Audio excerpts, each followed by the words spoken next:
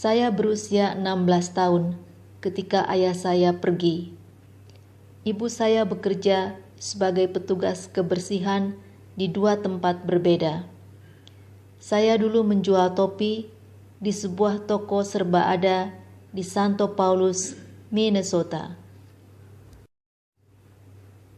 Saat itu adalah malam Natal tahun 1965. Toko-toko tutup. Lampu jalan dihiasi dengan hiasan perak dan emas. Di suatu tempat, lonceng gereja berbunyi, Malam Kudus.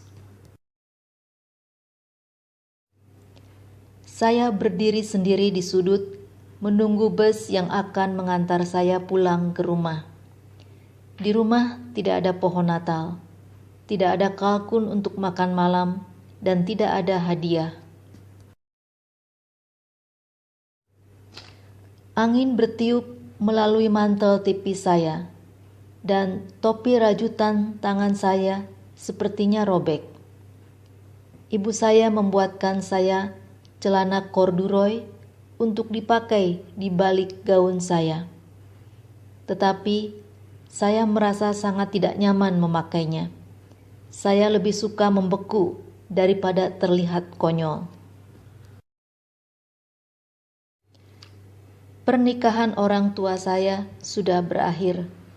Keluarga dan hati saya berantakan. Perceraian tidak mengejutkan siapapun kecuali saya. Kemarahan ayah saya menghabiskan kesabaran ibu saya bertahun-tahun yang lalu.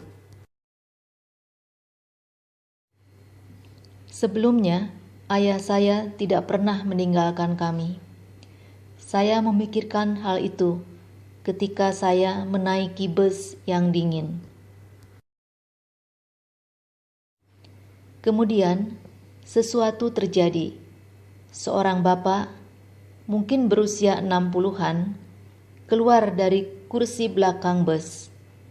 Aroma bapak itu seperti campuran kulit dan Pepsodent.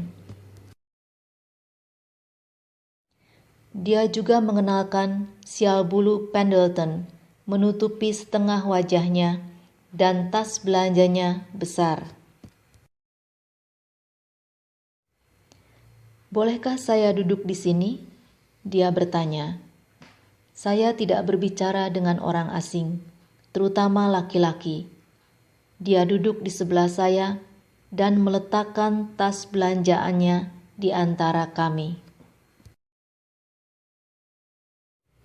Saya melihat sopir bus menatapnya di cermin.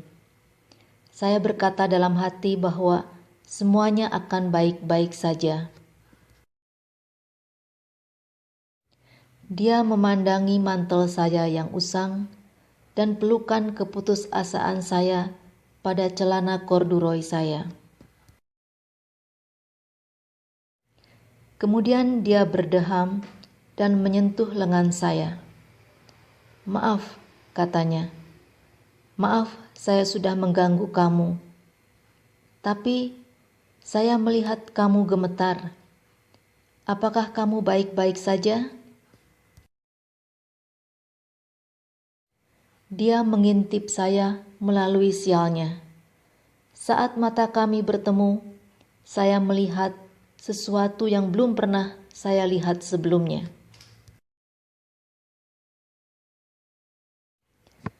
"Kamu terlihat lelah," katanya. "Apakah hari-harimu benar-benar berat?" Saat dia berbicara, saya merasa bahwa dia mengkhawatirkan saya.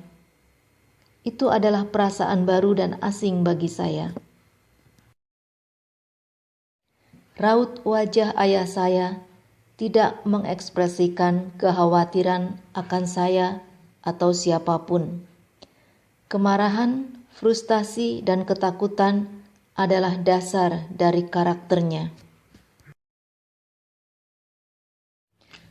Mungkin menjadi seorang ayah membawa kecemasan dan beban bagi sebagian pria.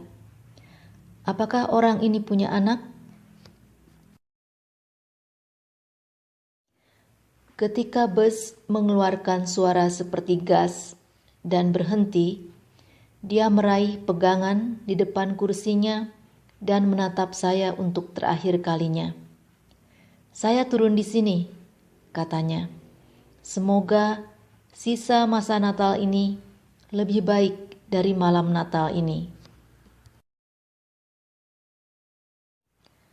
Saat saya menatap matanya, tenggorokan saya terasa seperti akan tersedak.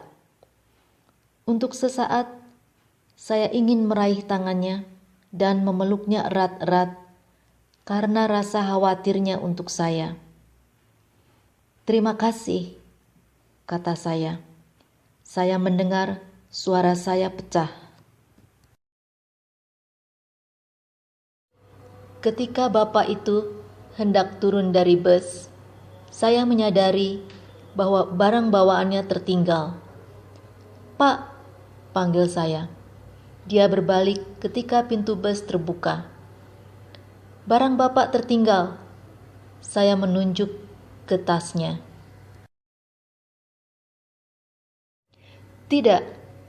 Dia menarik sial menutupi wajahnya dan melambai. "Ambillah." Pintu belakang bus tertutup dan dia menghilang. Sopir bus bersikeras agar saya membawa tas itu pulang. Jadi, saya membawa tas itu pulang. Rumah sudah gelap ketika saya pulang. Ibu saya sedang di ruang tamu, tidur di kursi. Awalnya, ketika saya memberitahu dia apa yang terjadi, dia tidak percaya. Namun, cerita saya meyakinkan dia. Ada 3 paket yang dibungkus dengan kertas berwarna emas dan pita merah. 1 paket berisi sekotak coklat putih Funny Farmers. Paket lainnya berisi sial bulu berwarna merah menyala. Paket terkecil berisi sebuah kotak musik mungil yang terbuat dari lapisan kulit kerang. Ibu melilitkan sial ke bahunya dan kagum melihat buah di dalam coklat putih. "Mungkin semuanya akan berakhir baik untuk kita," katanya.